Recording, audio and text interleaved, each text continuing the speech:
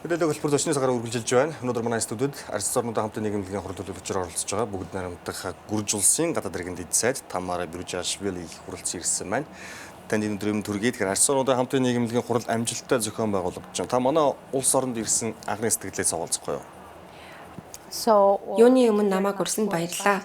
Би тантай өөрийн гүрж хэлээрээ мэдлээ. Гамаржбат. Би анх удаа Монгол Улаанбаатарт ирж байна.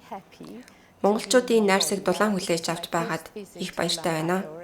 Ардчилсан орны хамтын нийгэмлэгийн энэхүү хурлыг Монголын засгийн газар маш сайн зохион байгуулж байна. Мөн энэхүү нийгэмлэгийг амжилттай даргасанд мөн баяр хүргэж байна.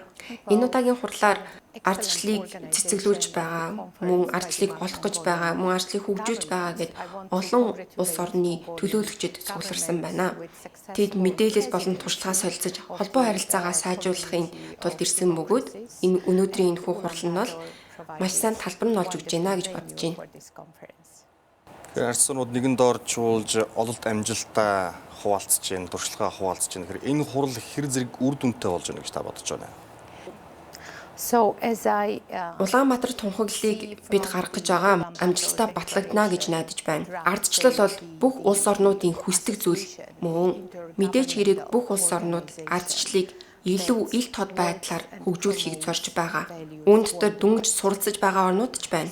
Тэгэхээр энэхүү хурлаар ирж байгаа бүх улс орны төлөөлөгчид бүгдээрээ бүхлээрээ ардчлалын үн цэнийг дэлхийд даяар харуулж мөн сурталчилж байна гэж ойлгож байна.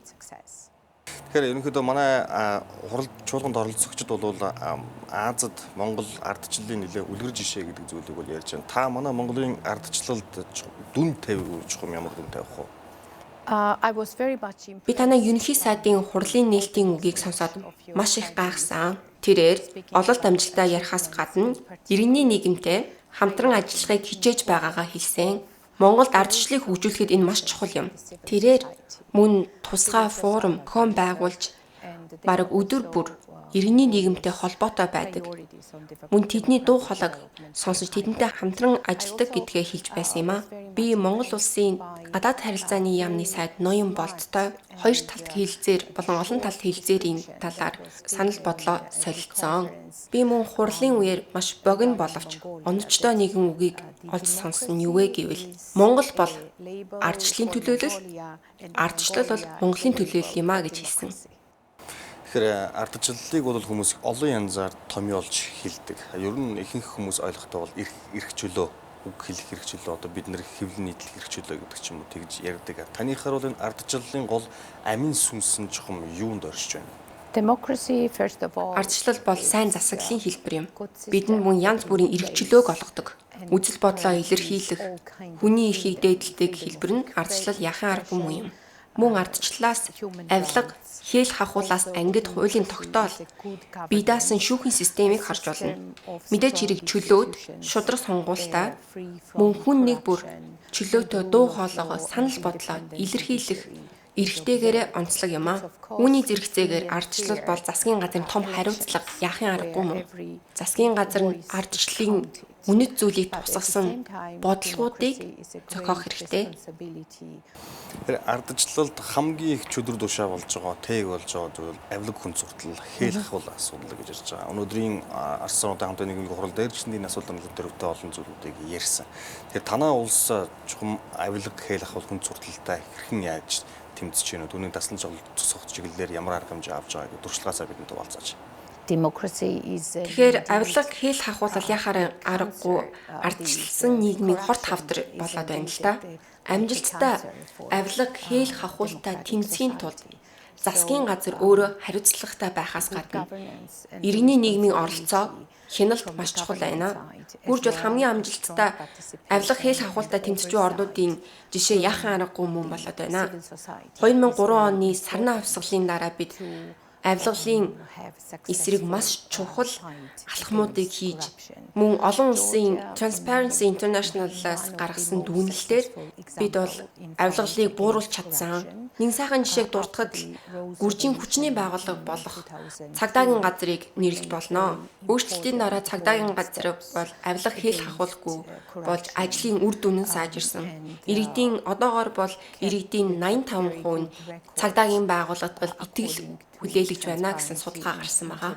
Ер нь бол өмнөх засгийн газрууд маань авилгыг зөвхөн хүнддэг байсан. Зөвхөн багаас дунд зэрэгтэл анхаарал хандуулдаг байсан учраас цаг хугацаа маш их шаардаж мөн үүний зэрэгцээгээр элит давхаргын авилгал хэл хахуул маш их цэцгэлсэн. Тэгэхээр 2012 оны 10 сард үйл ажиллагаагаа эхэлсэн шинэ засгийн газар маань сая дурдсан өөрчлөлтүүдээс гадна олон зүйлийг шинжлэх хэрэгтэй болоод байна. Үүний нэг нь яа харахгүй элит давхаргын авилгал хэл хахуулыг зогсоох болоод байна. Улсын төсвийг захиран зарцуулах хэрэгтэй хүмүүс төсвийг өөрийн намын эрх ашигт нийцүүлэн ашигласан тохиолдлууд их гарсан. Манай улс ч гэсэндээ Африкад тэмцээхэд тодорхой чиг үүрэг бүхий бий даасан байгууллага байгаа. Гэхдээ одоо тодорхой алхмуудыг хийгээд өдөр өндөр албан тушаалтай хүмүүст хариуцлага тооцоод эхнээсээ эхэлсэн байгаа. Гэхдээ танай улс орон дотоод ардчлал гэдэг юм уу? Төрийн байгууллагууд мэдээлэл авах хэрэгчлөө гэдэг ч юм уу. Жишээлбэл манай салд одоо бидэнтэй нэгэн мэрэгжил нэгтэй ийм нөхдийн мэдээлэл авах хэрэгчлөө, мэдээллийн хэрэгчлөө ер нь хэр зэрэг сайн хангагдсан байт юм бэ? Хэвлэл мэдээллийнхэн тим сайн ажиллаа хийж чаддаггүй байсан. Ялангуяа эрен сурвалжлах сэтгүүлчид. Тэдэнд ажил үүргээ гүйцэтгэх аюулгүй баталгаа ерөөсөө байгаагүй юм. Тиймээс одоогийн засгийн газар бол тунхаг бичиг үзэмжээсээ илүү жинхэнэ бодит практик дээр ажлуудыг илүү зохион байгуулж байна. Манай орн бол маш идэвхтэй иргэний нийгэмтэй. Тэд энэ жилээс эхлэн маш сайн хяналт тавьдаг агентлагуудыг мөн өөрсдөө байгуулж эхэлсэн байгаа. Мэдээж чигрийг олон улсын байгууллагууд ч гэсэн үнэлт дүнэлтээ өгдөг. Тэгэхээр гүржид бид бол бүх төрлийн, бүх түвшний авилга хэл хахуултаа бол хүчтэй тэмцэж байна. Тэгэхээр танай улсын түүхийг судлаад ингээд уншаа сууж байхад 1184-өөс 1213 оны хооронд гүржийн бол эмэгтэй хүн удирдах байсан байна. Тантай бас ажиллах нэртэй юм байна.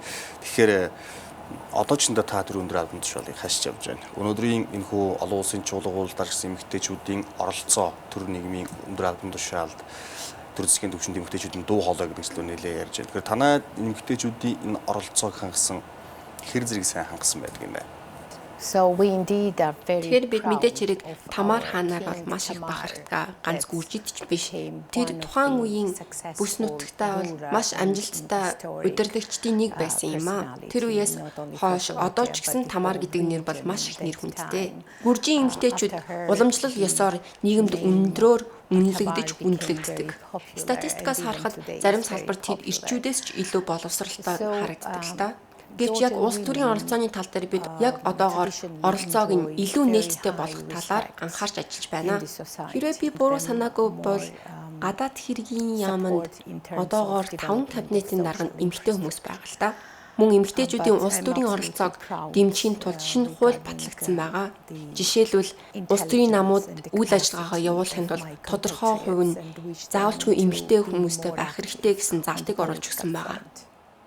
Танай ер нь бол Монгол бол нэг үндэстний улс. Нийтдээ Монгол гэдэг. Тэгэхээр танай улсын хувьд бас ингэж судалж байхад нийт хүн амынх нэг 70 орчим хувь нь гүржүүд, бусдын Армян, Орос, Азербайджан гэдэг ийм хүмүүс байдаг. Тэгэхээр олон үндэстний улс нэг дор ингээд хамтаа оршин тогтноод аж төрж амьдрахад бол нэлээд тийм сонирхолтой биш надад мэд санагдаж байна л да. Тэгэхээр ардчлал гэдэг бол бас үүн дээр нэлээд яригдах болов уу гэж бодож байна.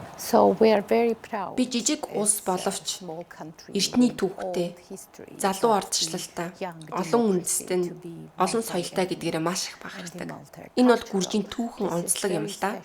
Тийм ч учраас манай засгийн газрын хамгийн ихний зорилт бол бүх үндэстнүүдэд нэгтгэх юм аа. Магадгүй та 2008 онд Орос улбооны улсын дайралтаас болж газар нутгийнхаа 20%-ийг алцсан гэдгийг сонсох бах. Энэ нь Абхазийн иргэн тойронд болон Өвөр Осетийн хэсгээр л дээ. Бидний хүрээнд, бидний төвшөнд бол Абхаз болон Өвөр Осетийн ах дүү нартайгаа ямар нэгэн асуудал байхгүй. Гэхдээ энэ бол улс төрийн шалтгаанаар ийм байдалд хүрсэн юм аа. Гүрж бол соёлын болон шашны хувьд мозаик газар юм аа. Жишээлбэл Ария гэдэг жижиг газрыг аваад үзэхэд Христийн шашны сүм, Еврей моск, Лалын шашны моск, Католик сүм, Ортодокс сүм гэд бүгдийг нь харж болно. Тиймээс гүржид бүх үндэстэн, эрх чөлөөтэй, эрх тэгш байх баталгааг нь бол ардчлал олгож өгдөг юм аа. Тиймээс ч бидэнд ардчлал юунаас ч илүү чухал байдаг юм. Тэр эцэст нэг зүйлийг асуухад Монгол улс дэлхийн нийтийн анхаарланд тодорсон. Манай хоёр улс ер нь засаглалын хувьд ч гэсэн байгалийн баялгийн хувьд ч гэсэн ерөөдөө ижил төстэй юм аа. Тэгэхээр Монгол улс бол байгалийн баялгаараа улан улс орны анхаарлын төвд орж ирсэн байна. Тэгэхээр яг өнөөдрийн зохион байгуулж байгаа энэ хүү уулзалтай адилхан том хэмжээний хөрөнгө оруулалтын чуулга уулзалтууд Монголд болон өөр бусад улс оронд болж байгаа. Тэгэхээр энэ хүү байгалийн баялгаа ашиглах тал дээр танаа улс жишээлх юм бол одоо бид нэг буруу зүрх хууль гаргахад хүртэл одоо гадаадын хөрөнгө оруулалтууд орж ирэх нь багасах юм гэдэг ч юм уу тийм зүйлүүд байх нь танаа улс орн байгалийн баялгаа ашиглах дээр жишээ ямар хууль эрхцэн орчин баримталж ямар хууль эрхцэн орчин нөлөөлж байна. So Юуны төрөнд би өөрийгөө байгалийн баялагын зохицуулалт талаар их мэдлэггүй гэдгийг хэлмээр байна. Гэхдээ гүржийн байгалийн баялаг бол Монгол улсын байгалийн баялагтай бол харьцуулшгүй бага гэдгийг хэлмээр байна. Гүржид байгалийн баялагыг эрх хаах процесс нь хуулиар зохицуулагдсан байдаг. Тусгай лиценз авах шаардлагатайгаас гадна эрэл хаагуул эхлэхээс өмнө хүрээлэн буй орчны дүн шинжилгээ хийгдсэн байх шаардлагатай. Мэдээж хэрэг хөрөнгө оруулалтын хуулиар хөрөнгө оруулагчдын эрх бүрэн хамгаалагдсан байдгаас гадна нөгөө талдаас ашигтай байхаар зохицуулагдсан байдаг. Байгалийн баялаг багтаа орны хувьд бид ард иргэдээ баялгаа гэж үздэг юм аа. Сүүлд нь та манай гадаад харилцааны сайдтай уулзалт хийсэн. Манай хоёр улс ер нь хойштоо яг ямар чиглэлд хүү хамтран ажиллах бол Ноён болдтой 2 орны харилцааны талаар ярилцсан. Бид адил зүйлийг эрхэмлдэг. Бид үнэн ардчлалыг хөгжүүлэхийн тулд тэмцэж байгаа. Нээлттэй дасгалал, иргэдийн оролцоо гэд олон зүйл адил бөгөөд бид одоогоор харилцаагаа хуулийн түвшинд зохицуулахыг эрмэлзэж байна. Бид үүнийг хоёр гадаад харилцааны яамны хоорондын онцгой хамтран ажиллах бичих гарын үсэг зурснаар эхлүүлэх хүсэлтэй байгаа. Тиймээс ч ноён болдыг болон төрийн төлөөллүүдийг өөрийн улстай урьсан байгаа. Энэ үеэр мөн бизнесийн төлөөллүүдийг ч мөн ирээсэй гэж хүсэж байна.